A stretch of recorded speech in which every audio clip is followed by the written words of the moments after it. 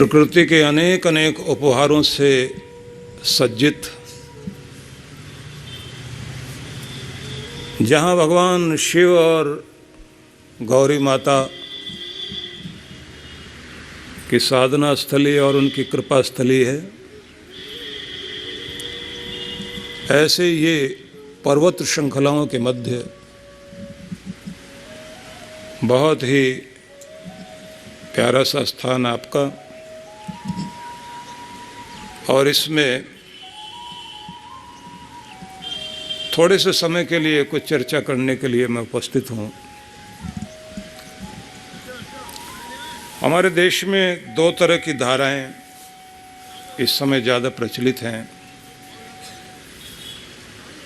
एक त्रेता युग की वो धारा जो मर्यादा पुरुषोत्तम भगवान श्री राम ने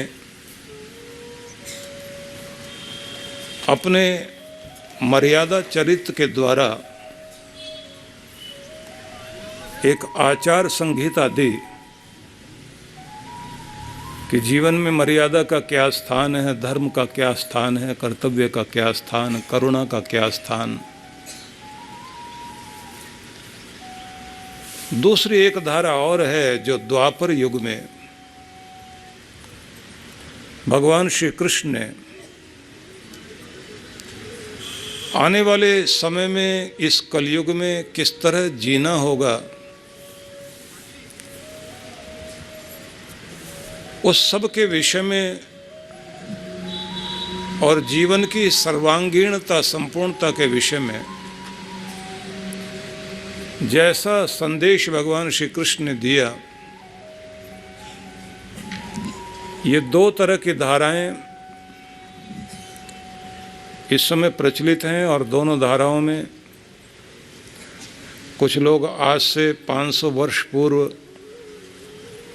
बाबा तुलसीदास ने जो रामचरितमानस लिखा, उसको आधार बनाकर, क्योंकि वो गेय है, गाकर सुनाया जाता है, और फिर उन्हीं कथाओं को कहते हुए बीच बीच में कुछ प्रेरक संदेश देने की चेष्टा करते हैं। कुछ लोग कृष्ण भगवान के उस रूप को लेकर के चर्चा करते हैं जिसमें उनका बाल रूप अधिक है, उनकी बाल लीलाओं का वर्णन करते हैं। उसमें ज़्यादातर लोग कृष्ण को बाल रूप में ही देखना पसंद करते हैं, कुछ लोग राधा कृष्ण वाले स्वरूप को देखते हैं। भगवान श्री कृष्ण की लीलाएं वो कहाँ गए, क्या किया, किससे मिले, क्या क्या कहाँ कहाँ कौन कौन सी लीलाएं हुई, इस सब को ज़्यादातर भागवत कथा के माध्यम से लोग सुनते हैं।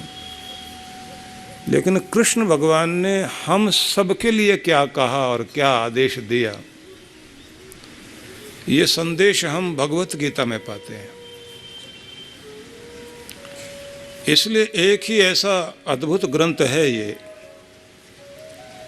जिस पर आज भी हिंदू समाज हाथ रखकर कसम खाता है, कोर्ट में भी जिसकी शपथ ग्रहण की जाती है,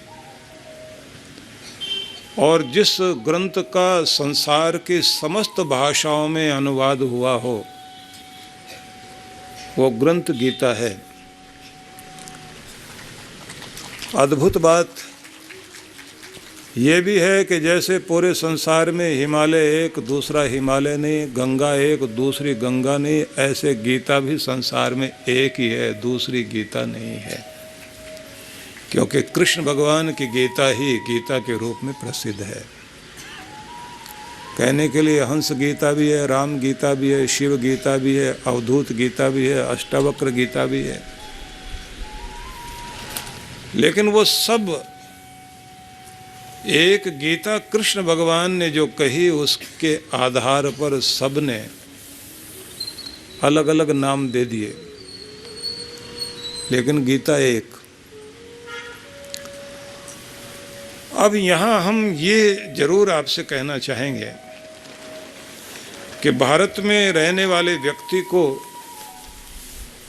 अगर गीता के संदेशों के विषय में जानकारी ना हो तो इसको भी एक आश्चर्य ही माना जाता है। आप विदेशों में जाएं तो वहाँ के लोग होली गीता के बारे में और अपनी उनकी जो होली बाइबल है उसके बारे में चर्चा करते हैं।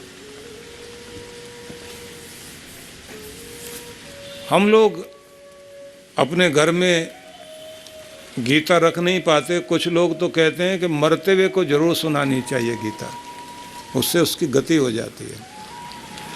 अब जरा सोच के देखिए, अर्जुन मरने लगा था जो भगवान ने उसको गीता सुनाई। ये मरने वाले के लिए सुनाया जाने वाला ग्रंथ नहीं है, ये जिंदगी जीने के लिए और सफलता पाने के लिए भगवान कृष्ण ने संदेश दिया।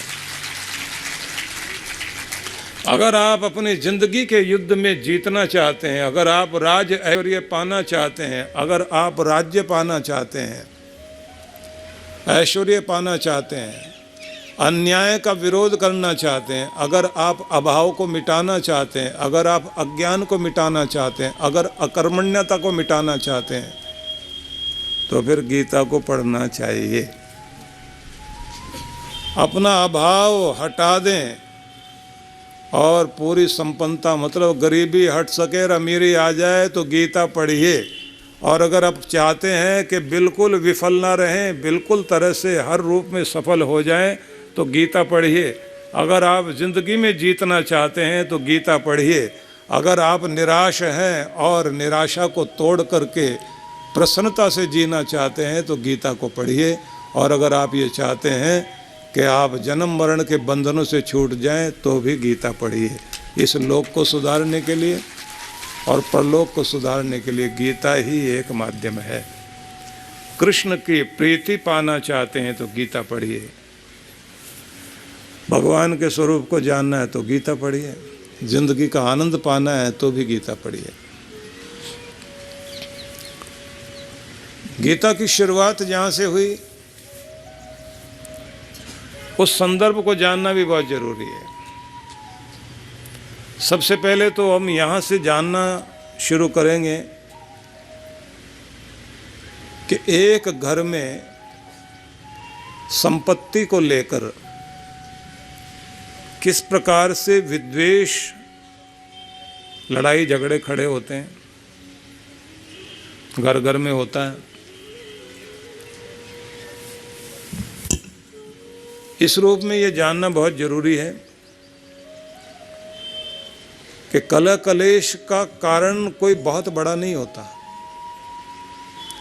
छोटी छोटी बातें बच्चों की चलते चलते बड़ों में आती हैं और बड़ों से चलते चलते फिर वो रिश्तेदारी में और समाज में आती हैं, विवाद खड़े हो जाते हैं। दीवारें पहले इंसान के मन में बनती हैं, उसके बाद में घरों के बीच दीवारें खिंचती हैं। दो भाइयों के द्वारा फैक्ट्री चल रही है, फैक्ट्री के बीचों बीच दीवार बनाई जा रही है। वो दीवार बनी है पहले मन में, और मन में बनने से पहले घर के किसी न किसी सदस्य के मन में बनी। इसलिए एक पंक्ति याद रख लेना, गलत फहमी को जितना जल्दी हो सके मिटा दीजिए, अन्यथा वह घृणा में, नफरत में बदल जाएगी और फिर उसे कोई मिटा नहीं सकता। वो हमारे रिश्तों को मिटा के रख देती है। जो मैंने कहा इसे 3 बार मन मन में दोहरा लीजिए।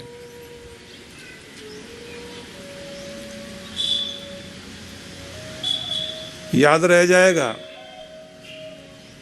आप बहुत बड़ी मुसीबतों से बच जाओगे। गलत फहमी को जितना जल्दी हो सके ख़त्म कर देना, अन्यथा वह नफ़रत में बदल सकती है। नफ़रत में बदलते हमारे रिश्तों को खा जाती है। इसलिए गलत फहमी को कभी छोटा करके नहीं देखना चाहिए। ठीक से समझ में आ गया ना? इसलिए अपने साथ एक डायरी भी रखा करिए। जब आपको कुछ अच्छा लगे ना, तुरंत नोट कर लिया करें और संभाल के रख लिया करें। और पुराने टाइम में ऐसे होता था कि किसी की कोई बात दिल को लग जाती थी तो लोग कहते थे लाख रुपए की बात कही है। और उस समय लाख रुपए का मतलब क्या होता था? आज के तो 1 अरब रुपए हुए 100 करोड़। उस समय का लाख कितना कीमती था। आज तो लाख का कोई महत्व दिखाई नहीं देता। तो आपने समझा कि छोटी छोटी गलत फहमियाँ खड़ी होती हैं, रिश्तों को खा जाती हैं और कितना बड़ा युद्ध का कारण बन सकती हैं। महाभारत इसका उदाहरण है। दूसरी बात ये भी याद रख लीजिए, आप कितने भी समझदार क्यों ना हो, आपकी संगति अगर खराब है और आपके सलाहकार गलत हैं तो भी आपकी ज़िंदगी पूरी की पूरी उल्टी तरफ चल पड़ेगी। दुख में, संताप में। जो आप करना चाहते थे वो तो कर नहीं पाएंगे, वो कर बैठेंगे जो आप कभी सोचते भी नहीं थे। अब इसको समझना हो तो ऐसे समझ लीजिए, महाभारत में शकुनी, रामायण में मंथरा। आजकल मॉडर्न मंथरा घरों में होती है, वो दिखाई नहीं देती है मंथरा, बहुत टिप टॉप रहती है, बहुत सज धज के रहती है, पता ही नहीं लगता मंथरा। ऐसा मंत्र फूंकती है कान में,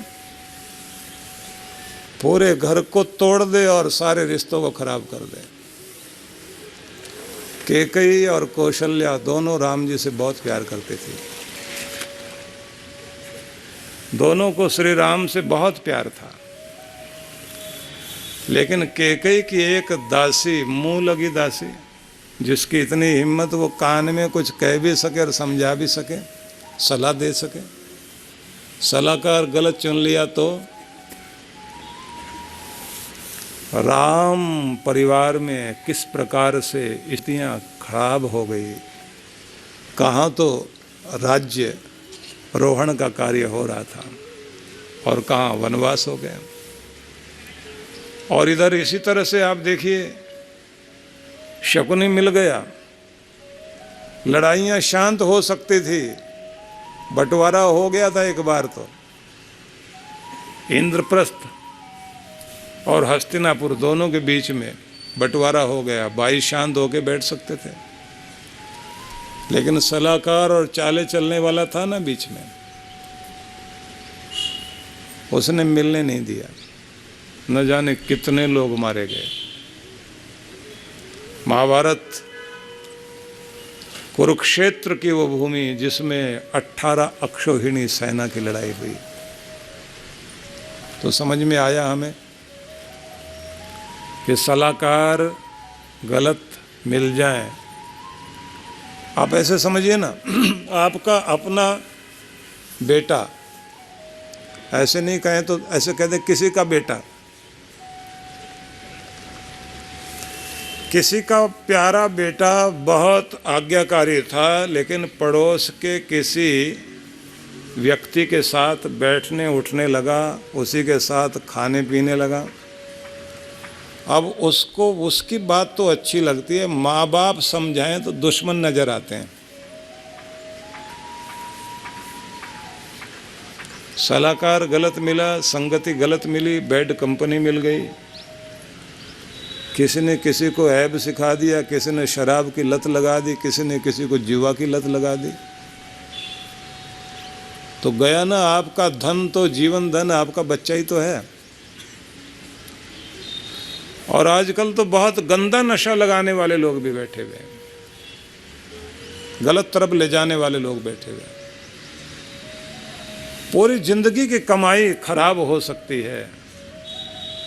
इसलिए ये जो कहा जाता है ना कि भले ही अकेले रहे नीला, लेकिन गलत आदमी के साथ कभी मत बैठना। गलत दोस्ती नहीं चाहिए, गलत मित्र नहीं चाहिए। तो महाभारत का एक कारण ये भी है। अब एक तीसरी बात भी समझ लीजिए, क्योंकि मैं कथा नहीं सुना रहा हूँ, नहीं तो पूरी कहानी सुनाऊंगा ना तो लंबी कहानी होगी। आप लोग जानते हैं सारी कहानियों को। एक तीसरी बात और जान लीजिए कि कभी कभी हमारी जीभ फिसल जाती है, तो भूल हो जाए माफ़ की जा सकती है, लेकिन जानबूझ के बैर के कारण किसी की मजाक उड़ाई जाए, वो मजाक कितना बड़ा मुसीबत और झगड़े का कारण बन सकती है। द्रौपदी का हंसना और भीम का टोंट कसना, ये एक कारण बना जिसने दुर्योधन के अंदर जलती हुई आग को ज्वालामुखी बना दिया। जब ये कहा गया अंधे के अंधे होते हैं। यहां भी एक पंक्ति याद कर लेना, कोई भी आदमी जिंदगी भर अपना अपमान नहीं भूल सकता। कड़वी बात कहकर अगर उसका अपमान किया गया, उसके दिल पर छप जाता है वो। आपने तो हंसकर कोई बात कह दी, मजाक उड़ा दिया, 4 आदमियों के सामने बोल दिया, पर जो दिल पर लकीर खिंच गई उसे कोई नहीं मिटा सकता। जीभ पर लगा हुआ घाव जल्दी भरता है, सबसे जल्दी। पूरे शरीर में सबसे पहले जीभ पर लगा हुआ घाव भरता है, लेकिन जीभ से लगा हुआ घाव जिंदगी भर नहीं भरता। इसलिए कभी भी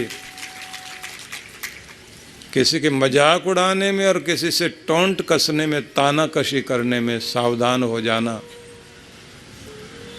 महिलाओं को ज़्यादा सोचना पड़ेगा, क्योंकि कभी कभी ये लोग आपस में बोलते हैं, मैं भी उसको ऐसी सुना के आई हूँ, याद करेगा जिंदगी भर।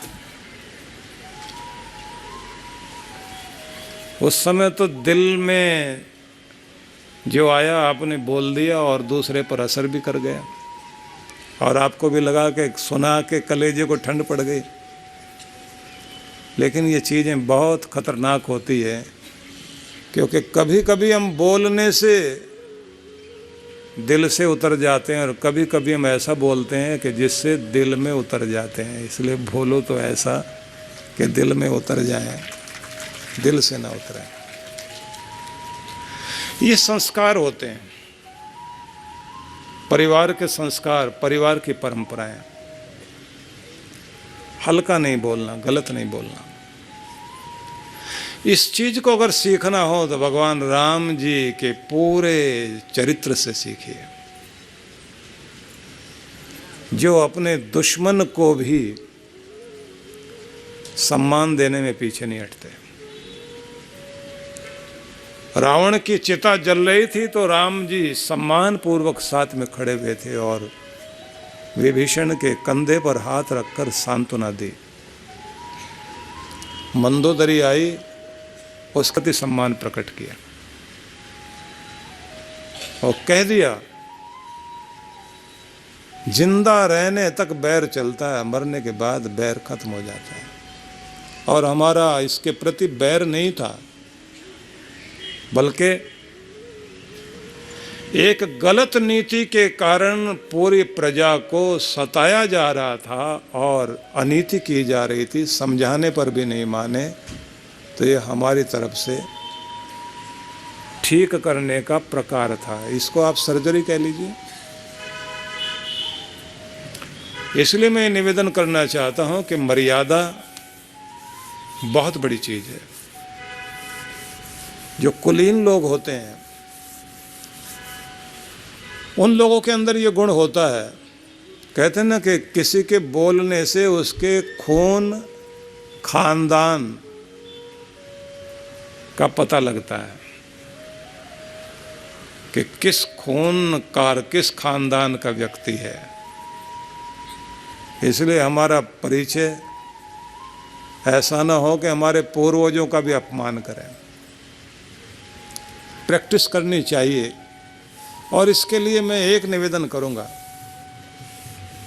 पुराने समय में हम लोग सुनते थे, हम छोटे थे तो महात्मा लोग कथाएं करते थे, तो एक उदाहरण देते थे। एक बहुत बड़े विद्वान थे, वो एक उदाहरण दिया करते थे कि एक ऊंट वाला, एक चूड़ी बेचने वाला ऊंटनी को लेकर राजस्थान में चूड़ी बेचने के लिए गया। तो रास्ते में जो है उसने देखा कि गांव नज़दीक है और भोजन का समय हो गया। तो उसने अपनी ऊंटनी को एक बबूल के पेड़ के साथ बांध दिया अब उसने इस तरह से झटका दिया कि नकेल निकल गई नाक से और ऊँटनी भागने लगी। आसपास के बबूल जो खड़े हुए थे पेड़, उन पर मुंह मारती हुई आगे भाग रही, और इसने अपने हाथ में रोटी ली भी ऐसे भाग रहा है और उसके पीछे दौड़ते हुए कहता है, ए बहन, ए बहन, ए बीबी, रुको रुको रुको। और लोग हंसे सुनकर, बहन रुको, बहन रुको। और लोगों ने कहा, ऊँटनी, जानवर, ये कहाँ से बहन। 4 लोगों ने घेर के उस ऊँटनी को रोका और इस आदमी से कहा, 2 डंडे मार और 2 गाली दे इसको, सीधी रहेगी। तो उस आदमी ने कहा, देखो भाई, रात दिन मेरा बहन बेटियों के बीच में बैठने का काम है। अगर मेरे बोलने में गालियां निकलने लग गई तो मेरा धंधा भी खराब हो जाएगा और मेरे संस्कार भी खराब हो जाएंगे। इसलिए जानवर को भी कभी भी गंदी गाली के रूप में बात नहीं करूंगा। ध्यान रख लीजिए, वो लोग जिन लोगों की ये कोशिश होती है कि हमारे संस्कार ना बिगड़े, जानवर है, जानवर को तो रोक लेंगे, लेकिन खुद तो नहीं जानवर बनना ना। तो ये संस्कार पैदा किए जाते हैं और अपने परिवारों में हमें बनाने पड़ते हैं। इसकी जिम्मेदारी सबसे ज़्यादा माँ की होती है। अपने बच्चे को सिखाना चाहिए ऐसे बोलना और ऐसे नहीं बोलना, ऐसे बैठना और ऐसे नहीं बैठना। बल्कि मैं तो ये कहूँगा, शुरुआत से ही उनके अंदर लीडरशिप क्वालिटी पैदा करनी चाहिए, नेतृत्व शक्ति। बच्चे को हर काम में आगे रखिए। अगर सुबह उठते ही बच्चा अपने बिस्तर से उठकर आता है तो उसको सबसे पहले कहो कि बेटा अभिवादन करना सीखो, प्रणाम करना सीखो। खुद ही बोलो उससे, खुद ही प्रणाम करो, बदले में बोलेगा वो। खुद जाकर बड़ों को प्रणाम करिए, बच्चे को साथ ले जाइए। बच्चे को सिखाइए कि आप अपना बिस्तर खुद ठीक करोगे। उसको सिखाइए कि अपना स्कूल बैग खुद तैयार करोगे। अपनी अलमारी से अपने कपड़े खुद निकाल कर पहनोगे और ठीक जगह जाके रखोगे। और डाइनिंग टेबल पर खाना खाने के बाद में, भोजन करने के बाद अपनी थाली उठाकर वहाँ रख कर आओगे। अपनी झूठी थाली दूसरों से मत उठवाओ। मैनर्स जब आप सिखाते हैं, घर में कोई आए तो छोड़ने के लिए परंपरा के अनुसार दरवाजे तक जाना चाहिए, हाथ जोड़कर सामने खड़े होकर पूरे अच्छे से विदा करें। न पितुली बात करना, हंसने बोलने में भी मान रखना। ये जो आप सिखाते हैं, ये संस्कार परिवार में आगे तक चलते हैं, परंपराओं में चलते हैं, ये खून में बहने लग जाते हैं। और ये बात अगर हम सीखना चाहें तो युधिष्ठिर से भी सीख सकते हैं। धर्मराज युधिष्ठिर के पास ये गुण बहुत बड़ा था। जब युद्ध करने के लिए दोनों सेनाएं युद्ध भूमि में आकर खड़ी हुई तो रथ से युधिष्ठिर उतर पड़े और अपने भाइयों को भी इशारा किया और दोनों हाथ जोड़कर चले जा रहे हैं, आगे आगे युधिष्ठिर, पीछे पीछे सारे भाई। दुर्योधन देखकर बहुत जोर से हंसा और उसने द्रोणाचार्य से कहा, ये तो हमारी सेना देख के पहले ही घबरा गए, हाथ जोड़ते हुए घूम रहे हैं। द्रोणाचार्य ने इशारा किया कि रुको, ध्यान से देखो। अभी हाथ जोड़ते जोड़ते पहले भीष्म के पास गए और जाते ही हाथ जोड़ करके कहा कि दादाजी, वक्त और परिस्थितियां हमें कहाँ लेकर आ गई। आज लड़ाई शुरू हो गई। लड़ाई धर्म अधर्म की है, कर्तव्य अकर्तव्य की है। जिन्हें जो करना चाहिए था वो नहीं कर रहे हैं तो उनको याद कराना पड़ेगा। अन्याय के विरुद्ध हमें खड़ा होना पड़ रहा है। हम अपनी सभी गलतियों के लिए अभी से माफ़ी मांगते हैं, क्योंकि हमसे वो हो जाएगा। लड़ाई लड़ाई है। आपका मान भंग हो जाए, हमसे गलतियां हो जाएं, पहले ही आपसे क्षमा याचना करना चाहते हैं, क्योंकि हमारे मन में आपके प्रति आदर है, आदर रहेगा। जो आप हमारे रिश्ते में है वो हमेशा रहोगे, लेकिन युद्ध में दोनों तरफ के लोग प्रतिद्वंदी होते हैं। युद्ध तो युद्ध की तरह लड़ा जाएगा, इसलिए पहले ही नम्रता पूर्वक क्षमा याचना करते हैं। और हमारा पक्ष धर्म का पक्ष है, न्याय का पक्ष है, इसलिए आशीर्वाद भी चाहते हैं। आप सोचिए किस अंदाज से बोला युधिष्ठिर ने कि दोनों हाथ सिर पर रखकर युधिष्ठिर के भीष्म को कहना पड़ा विजयी भव। ऐसे द्रोणाचार्य, कृपाचार्य सबके पास गए वो, और कहते हैं आधा युद्ध तो युधिष्ठिर ने प्रणाम करके शिष्टाचार के कारण ही जीत लिया, क्योंकि वो खड़े उधर रहे लेकिन दिल उनका युधिष्ठिर की तरफ चला गया। ये जो आपका शिष्टाचार है ये लोगों का हृदय खींचने का बड़ा भारी काम करता है। इसलिए उद्दंडता कभी प्रभावित नहीं करती, विनम्रता, सम्मान यही दिलों को जीतने का और प्रभावित करने का कार्य करता है। तो इसलिए मैं निवेदन करूंगा कि हमें सीखना होगा, घर परिवार में भी अपने बच्चों को भी सिखाएं, स्वयं भी करें, और किसी से अगर दुश्मनी भी हो जाए, लड़ाई भी हो जाए, तो भी एक खाना, एक दरवाज़ा सारे बंद कर भी दोगे तो एक खुला रख लेना, पता नहीं परिस्थिति कहाँ फिर से ला के मिला दे। मन उस समय कहेगा इस आदमी की शक्ल भी नहीं देखनी है, उस गांव में भी नहीं जाएंगे जिस गांव में ये बसता है, उस सड़क से भी नहीं गुजरेंगे जिधर से ये गुजरता हो, वो सब कुछ कहोगे आप, तो भी इतना ध्यान रख लेना, एक खाना छोड़ देना, एक द्वार छोड़ देना, अगर वो द्वार खुला रहा बिछड़े हुए फिर मिल जाएंगे, स्थितियां फिर ठीक हो जाएंगी। तो गीता आपके सामने प्रस्तुत करना चाहता हूं, उससे पहले आपको ये भी बता दूं, गीता की शुरुआत हुई दो सेनाओं के मध्य, रथ पर आरूढ़ कृष्ण भगवान और पीछे बैठे हुए अर्जुन, दो तरफ दो सेनाएं हैं, कौरवों की और पांडवों की।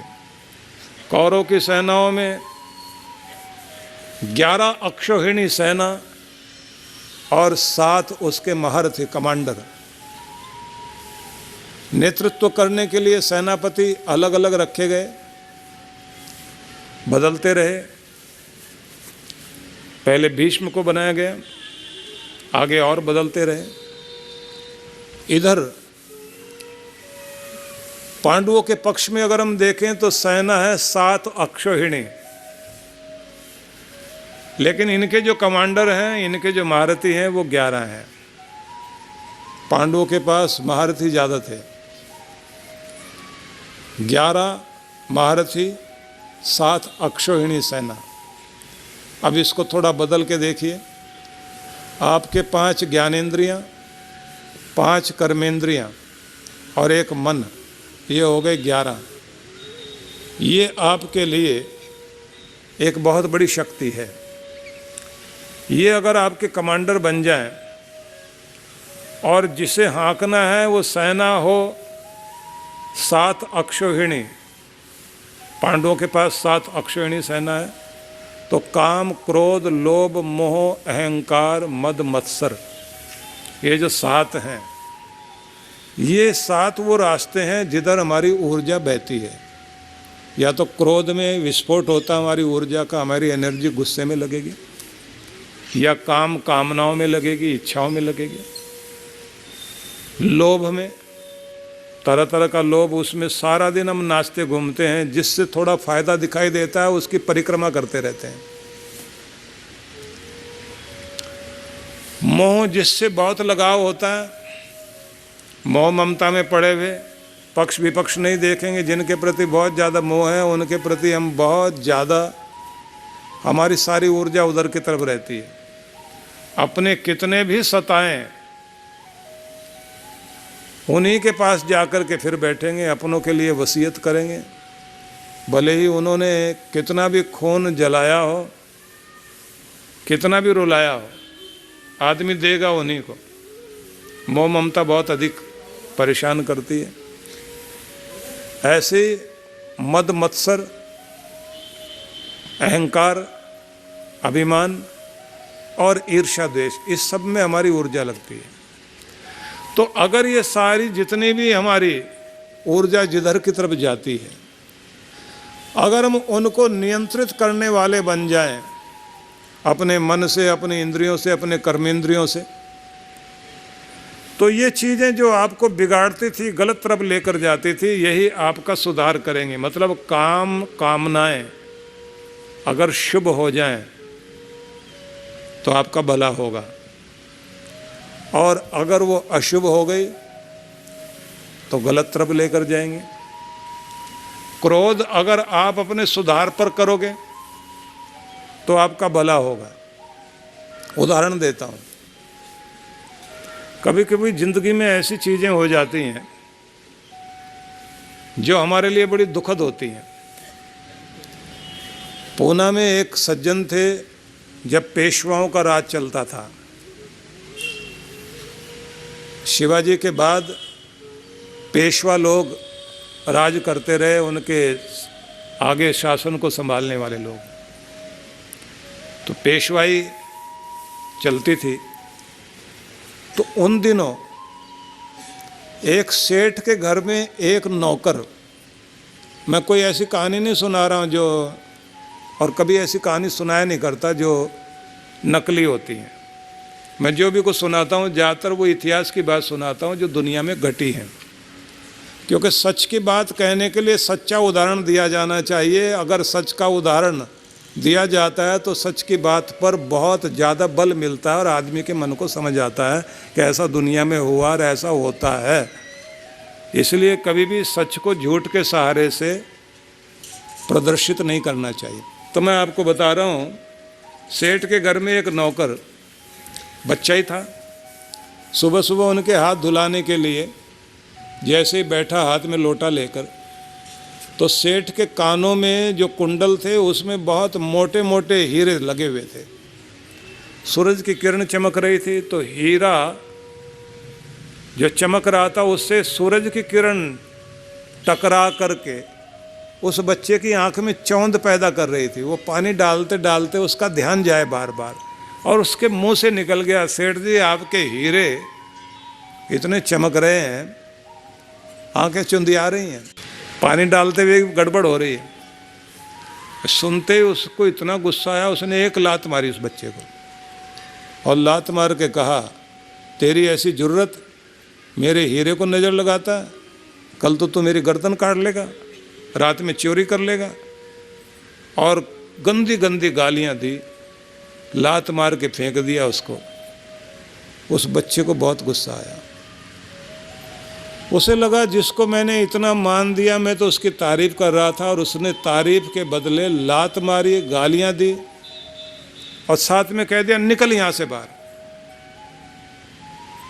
अब बच्चा वहाँ से उठा और बाहर जाकर उसके मन में आया कि इसकी हवेली में पत्थर उठा कर के 5-7 पत्थर फेंको, और मौका लगे रात को तो इसके सिर पे भी 2 पत्थर मारो। अब गुस्सा आ गया बहुत। फिर थोड़ी देर के बाद उसने अपने को शांत किया और सोचा, तेरा अपमान क्यों हुआ? इसलिए हुआ कि तू दूसरे की गुलामी कर रहा है। इसलिए अपमान हुआ कि तू पढ़ा लिखा नहीं है, तू ऐसे काम करने के लायक है कि दूसरे के घर में हाथ धुलाता घूमे। अगर तू लायक बनेगा तो ये सेठ ही तुझे प्रणाम करेगा, यही तुझे सैल्यूट मारेगा। इसलिए अपनी ज़िंदगी को अगर बना सकता है इतना ऊंचा उठा, किस्मत तुझे लात ना मार सके, तू बदकिस्मती को लात मार सके, इतना अपने आप को ऊंचा उठा। अगर गुस्सा करना ही है तो सही तरफ अपने गुस्से को यूज करो, अपने अंदर की आग को सही दिशा में लगाओ। किसी के घर में पत्थर फेंक देने से पुलिस वाले और लेकर जाएंगे, इससे तेरी तरक्की नहीं होगी बल्कि और बुरा हो जाएगा। अब मन में आंसू, आंख से आंसू चल रहे, मन उदास। मंदिर था एक सामने, वहां जाकर बैठ गए। उस दिन वहां पेशवा जो राजा थे वो सुबह सुबह मंदिर में आए हुए थे, और जो गरीब बैठे हुए थे बाहर, उनको वो थोड़ा कुछ बांटते जा रहे थे, जो कुछ जो मांगता था दे रहे थे।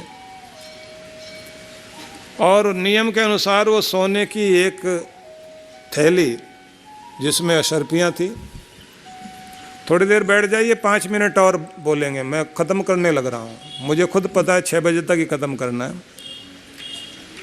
लेकिन शुरुआत थोड़ी लेट हुई थी ना। हाँ, मुझे समझ आ रहा है कि आप लोगों को जल्दी है, मुझे आपसे ज़्यादा जल्दी है।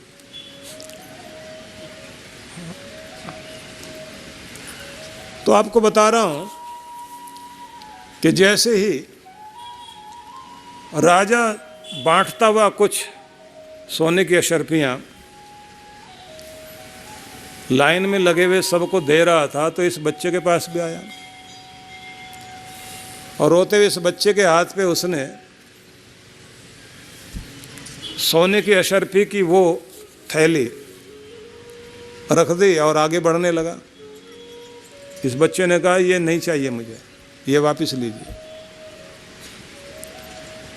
राजा पूछता, क्यों? नहीं, मुझे पैसा नहीं चाहिए। क्या चाहिए? इसने कहा, 1 मिनट मेरी बात सुन लीजिए। जिसका कोई नहीं उसके भी आप हो, और जिसके सब हैं उनके भी आप हो, क्योंकि आप हमारे राजा हो और हम आपके बच्चे हैं। आपसे बस एक बात कहना चाहते हैं, जिनके सिर पर बड़ों की छाया होती है उनको तो पढ़ाने वाले लोग होते हैं। मुझे पढ़ाने वाला कोई है नहीं, और मैं पढ़ना चाहता हूँ, और ऐसे किसी छोटे मोटे विद्यालय में नहीं, मैं काशी में जाके पढ़ना चाहता हूँ। और आप भगवान के मंदिर से निकले हैं, मुझे तो भगवान का रूप दिखाई दे रहे हो। भगवान आपका हाथ पकड़े रखे, आप मेरा हाथ पकड़िए, और अगर आप मेरे ऊपर ये उपकार करोगे, मैं जिंदगी भर आपके राज्य की सेवा करूंगा। राजा ने सुना, कहा, इतना छोटा बच्चा इतनी बड़ी बड़ी बातें करता है। सिर पर हाथ रख करके कहा, बेटा जितना पढ़ना चाहता है पढ़, मैं पढ़ाऊंगा। उसको काशी भेजा, और वो वहाँ पढ़ा, और पढ़ने के बाद पेशवा का जो मुख्य न्यायाधीश हो सकता था वो व्यक्ति बना, जिसका नाम था श्री राम प्रभु ने। श्री राम प्रभु ने पेशवाओं का वो न्यायाधीश बना, चीफ जस्टिस बना, जिसके फैसले के बारे में इतिहास में बहुत बड़ी बड़ी बातें लिखी है कि इसने राजा के बेटे को भी न्याय के लिए दंडित कर दिया था। उसने कह दिया था, पक्षपात नहीं करूँगा। वो व्यक्ति इतना बड़ा बना, और बनने के बाद उसके दरबार में उसी सेठ का, उसके कोर्ट में उसी सेठ का मुकदमा लग गया जिसने लात मारी थी। और जब मुकदमा चल रहा था तो सेठ गिड़गिड़ा करके बोल रहा था कि सारे सबूत मेरे खिलाफ हैं, लेकिन मैं सही आदमी, मैंने गलती नहीं की। न्यायाधीश ने कहा कि तुम्हारी बातें और सारी चीज़ें समझने के बाद मैं समझता हूँ तुम्हें बहुत अच्छी तरह से फंसाया गया है, लेकिन मैं भी क्या करूँ? सारे कागजात कहते हैं कि तुम्हारे पक्ष में कुछ भी फैसला नहीं हो सकता। तो सेठ ने कहा कि साहब, फैसला तो सब करते हैं, न्याय कोई कोई करता है। मैं आपसे न्याय की उम्मीद लेकर आया हूँ, सही न्याय कीजिए। इन्होंने कहा ठीक है, पुलिस को बुलाया और कहा कि इनकी दोबारा इंक्वायरी करवाओ, और कई डिपार्टमेंट लगा दिए। डिपार्टमेंट कहीं लगाए, और उसके बाद बहुत जल्दी जांच हुई, और जांच होने के बाद पता लगा कि सेठ सच में गुनाहगार नहीं है, निरपराध आदमी है, उसे फंसाया गया।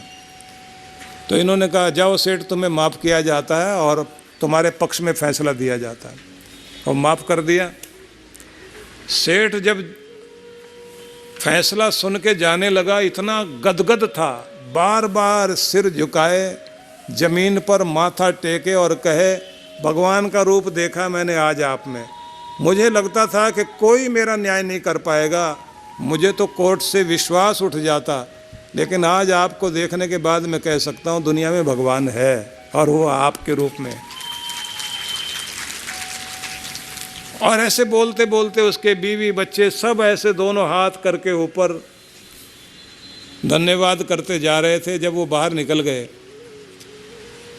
श्री राम प्रभु ने अपनी पगड़ी उतारी और कोर्ट में रखी, चोगा भी उतार के रखा, और उसके बाद जो डंडा रखते थे वो लोग, वो भी रख दिया, और एकदम बाहर निकले। बोले, सेठ रुको। अब सेठ को लगा अब ये दोबारा फांसी चढ़ाएगा, वो रुक गया। जी साहब बताइए। बोले, पहचाना हमको? बोले, साहब आपको तो सब पहचानते हैं। नहीं नहीं, मैं वही हूँ जिसको तुमने लात मारी थी। सर, मैं आपको लात मार सकता हूँ? बोले, हाँ, आप नहीं मारी थी। अब तो सेठ की हालत ये हो गई कि लगता है कि अब तो मैं गया, एक मुकदमे से निपटा, दूसरा शुरू। बोले, साहब मैं नहीं याद करता, आपको याद नहीं कर पा रहा हूँ कब मैंने लात मारी थी। बोले, बचपन में मैं तुम्हारे घर में नौकर था और तुम्हारे हाथ धुलवा रहा था, और तुमने जो है उस समय मुझे लात मार के बाहर फेंका था। अब उसकी हालत ये हो गई, वो बोल नहीं पाया सेठ आगे से। तो इस न्यायाधीश ने कहा कि उस समय गुस्सा तो मुझे बहुत आया था, लेकिन मैंने अपने गुस्से को गलत दिशा में नहीं मोड़ा, मैंने सही दिशा में मोड़ा। और मैंने सोचा कि अगर गलत तरह से चलेगा और लायक नहीं बनेगा तो दुनिया भर के लोग लात मारते रहेंगे, बदकिस्मती तुझे लात मारती रहेगी, इसलिए लायक बन।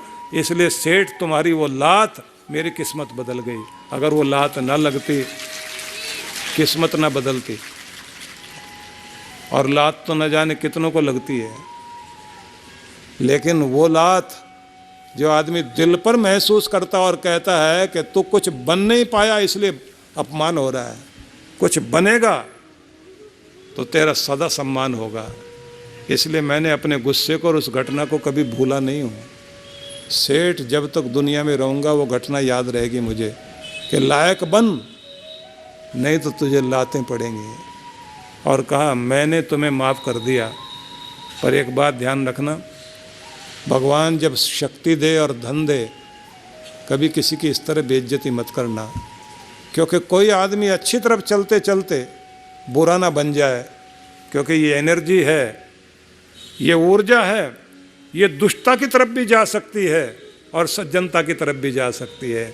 मेरी तो सज्जनता की तरफ चली गई, पर सबकी सज्जनता की तरफ जाएगी नहीं, इसलिए किसी का अपमान मत करना। सुनकर वो जमीन पर लेट गया और उसने कहा, मैं अपने आने वाली पीढ़ियों को भी ये कहानी सुनाऊंगा। इतिहास में कहानी लिखी हुई है, पर मैं आपको बताना चाहता हूँ, एनर्जी, ऊर्जा सबके अंदर है। शक्ति का विस्फोट अगर गलत तरफ हो गया तो ये आपको कौरव बना सकती है, और अगर सही दिशा में हो गया तो यही पांडव बना सकती है। ये कृष्ण की शरण में ले जा सकती है या शकुनी की शरण में ले जा सकती है। इसलिए हमें अपनी ऊर्जा को सही दिशा में ले जाना है